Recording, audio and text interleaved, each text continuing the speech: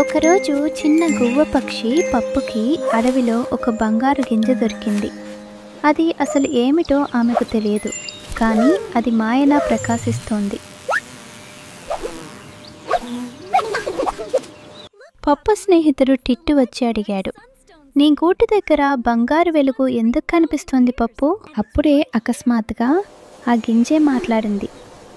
నన్ను నేలలో నాటితే అందరికీ జ్ఞానం, ధైర్యం లభిస్తాయి అని చెప్పింది. అది విన్న వెంటనే పప్పు దాన్ని అడవి మధ్యలో నాటింది. మిగతా జంతువులు కూడా ఆనందంగా సహాయం చేశాయి.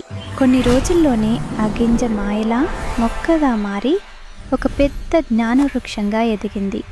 స్వర్ణకాంతులతో వెలిగింది.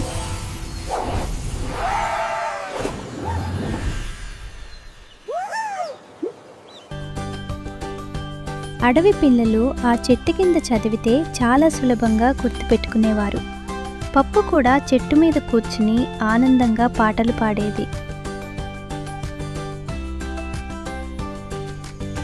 ఈ చిన్న కథ చెప్పే నీతి ఏమనగా, జ్ఞానం దాచిపెట్టేది కాదు, పంచుకుంటే మరింత పెరుగుతుంది.